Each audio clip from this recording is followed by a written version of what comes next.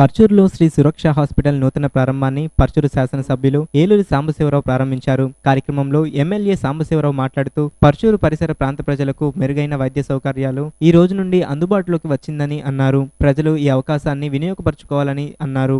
Doctor Kasim మాట్లాడుతూ గ్రామీణ వాతావరణంలో వైద్య సదుపాయాలు లేక ప్రజలు ఇబ్బంది పడుతున్నారు. తక్కువ ఖర్చుతో మెరుగైన వైద్య సదుపాయం, అన్ని రకాల వైద్య పరీక్షలు ఇక్కడ లభ్యమవుతాయన్నారు. హాస్పిటల్ యాజమాన్యానికి పర్చూరు శాసనసభ్యులు ఏలూరి సాంబశివరావు అభినందనలు తెలియజేశారు.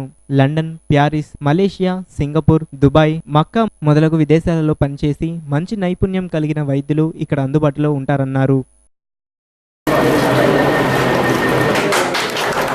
నర్సరావుపేటలో పెట్టినప్పుడు ఇక్కడున్న పరిసర ప్రాంతాల నుంచి నాకు పరుచూరు నుంచి కూడా చాలామంది వచ్చేవాళ్ళు.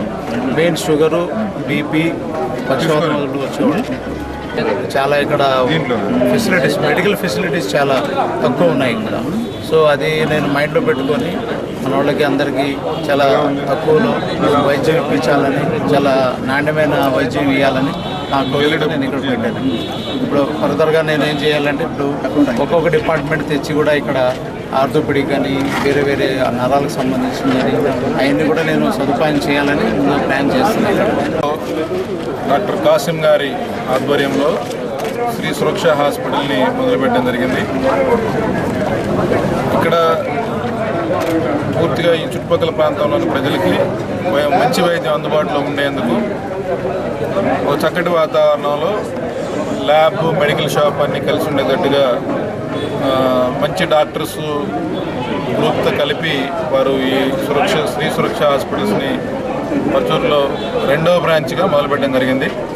వైద్య రంగంలో అపారమైన అనుభవం, తర్వాత నర్సరావుపేటలో సక్సెస్ఫుల్గా నడిపిన ఎక్స్పీరియన్స్తో గ్రామీణ ప్రాంతంలో మెరుగైన వైద్య సేవలు అందించేందుకు వారు ముందుకు రావడం అనేది చాలా అభినందనీయం. మనస్ఫూర్తిగా వారిని అభినందిస్తూ ఈ హాస్పిటల్ ద్వారా ఈ ప్రాంత ప్రజలకు మంచి సేవలు, వైద్య సేవలు అందించాలని చెప్పి మనస్ఫూర్తిగా కోరుకుంటూ వారికి శుభాకాంక్షలు. మెరుగైన వైద్య సదుపాయాలు ఈ ప్రాంత ప్రజలకు అందించడం కోసం పర్చూరులోని కమ్యూనిటీ హెల్త్ సెంటర్కి 4,50,00,000 రూపాయలతో సుమారుగా ఇంతకుముందే ప్రభుత్వం అన్ని రకాల సదుపాయాలతో పర్చూరులో ఉన్న కమ్యూనిటీ హెల్త్ సెంటర్ని అన్ని సదుపాయాలు, హంగులతో పూర్తి స్థాయిలో అక్కడ సిబ్బందిని కూడా ఫుల్ఫిల్ చేయడం కోసం అన్ని ముందు సదుపాయాలను సమకూర్చిన తర్వాత అక్కడ మంచి సిబ్బందిని కూడా నియమించి ప్రభుత్వ పరంగా కూడా పూర్తి స్థాయిలో ఈ ప్రాంతంలో అన్ని రకాల సర్జరీస్, డెలివరీస్, తర్వాత అన్ని రకాలుగా అక్కడ జరిగే విధంగా పూర్తి స్థాయిలో దాన్ని అభివృద్ధి చేయడం కోసం ప్రభుత్వం ఇప్పటికే నిధులు కూడా కేటాయించింది. దానికి టెండర్లు కూడా తొందరలో పిలుస్తారు. పనులు కూడా మొదలు 1 సంవత్సరం లోపల దాన్ని నిర్మాణం కంప్లీట్ చేసి ప్రజలకు అందుబాటులో ఉంచుతాం 1 సంవత్సరం లోపల. కాబట్టి ఇక్కడ ఏంటంటే ఇంతకుముందు పూర్తిగా ప్రభుత్వాలు ఈ వైద్య రంగాన్ని పూర్తిగా నిర్లక్ష్యం చేశాయి. కనీసం ప్రైమరీ హెల్త్ సెంటర్లో కనీస సదుపాయాలు కూడా లేవు. అంతకుముందు భవనాలు కట్టారు, తర్వాత పరికరాలు, సామాను లేకపోవడం, సిబ్బంది లేకపోవడం, తద్వారా ఏది నిరుపయోగంగా ఉండగా కనీసం రోజుకి 10 మంది పేషెంట్లు కూడా వెళ్ళి దాన్ని ఆ సదుపాయాన్ని ఉపయోగించుకునే పరిస్థితి లేదు ఈరోజు. కాబట్టి ఈ పరిస్థితిని మనం చక్కదిద్దాలి. వాటికి ముందు ఫెసిలిటీ క్రియేట్ చేయాలి, తర్వాత సిబ్బంది నియామకం చేయాలి, తర్వాత ప్రజల్లో ఒక అవగాహన తీసుకొచ్చి ప్రభుత్వ వైద్యం పట్ల సానుకూలంగా తీసుకురావాలి. ఇప్పుడు ఎన్టీఆర్ వైద్య సేవతో పాటు ఎన్టీఆర్ వైద్య పరీక్షల ద్వారా పేషెంట్లకి ఎవరైతే నిరుపేదలు ఉన్నారో వారందరికీ కూడా ఈ పరీక్షలు కూడా ఉచితంగా చేపిస్తూ ఉన్నారు. తల్లి బిడ్డ ఎక్స్ప్రెస్ ద్వారా ప్రభుత్వ హాస్పిటల్లో డెలివరీ అయిన ఆ తల్లి బిడ్డల్ని ఇంటి దగ్గర సురక్షితంగా డ్రాప్ చేయడం కోసం కూడా ఒక వెహికల్ని అరేంజ్ చేశారు. అలాగే 250కి పైగా జబ్బుల్ని ఈ ఎన్టీఆర్ ఆరోగ్య సేవలో పొందుపరచడం జరిగింది. ఈ సేవల్ని విస్తృతపరుస్తూ పరీక్షలను కూడా ఇందులో తీసుకురావడం ద్వారా చాలా వరకు వెసులుబాటు కల్పించబడుతూ ఉంది. ప్రభుత్వ పరంగా ఈ వైద్య శాఖ మీద పూర్తిగా ప్రక్షాళన సాగుతూ ఉంది.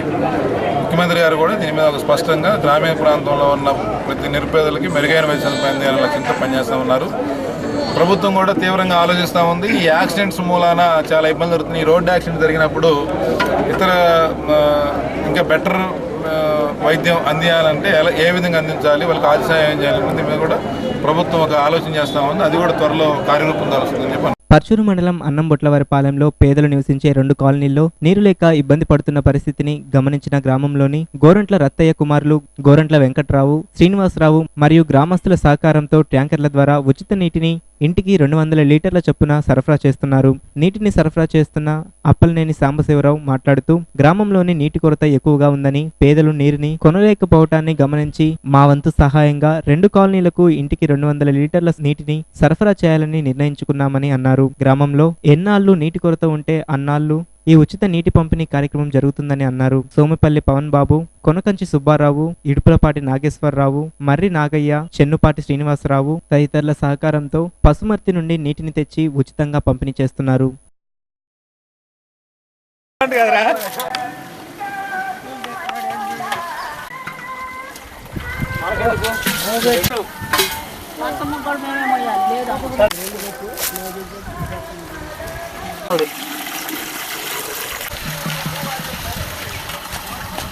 అండి కరువుగా ఉంది. కరువుగా అంటే మాకు వాళ్ళు వచ్చి మాకు నీళ్ళు తోలుతా ఉన్నారు. 50 రూపాయలు పెట్టి కొంటున్నాము, కానీ అందరూ కొనుక్కోలేము.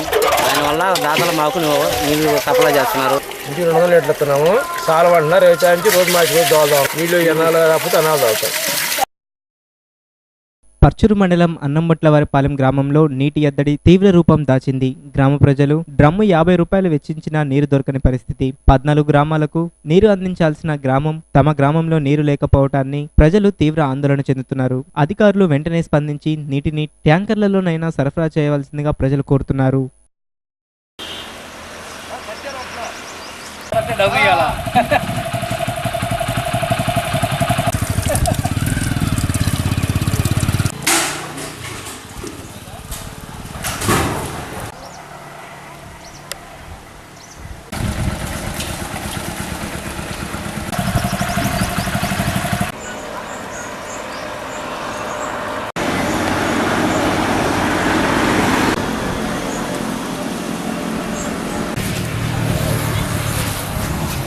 అన్నంబొట్లవారిపాలెం ఊర చెరువు నుండి 14 గ్రామాలకి నీటి సరఫరా జరుగుతూ ఉండేది. 6 నెలల నుంచి ఎలాంటి పరిస్థితుల్లో చుక్క నీరు కిందికి నెదర్లాండ్ వారి అద్దె సహాయంతో నిర్మాణం చేయబడిన ప్రాజెక్టు మూలపడి ఉన్నది.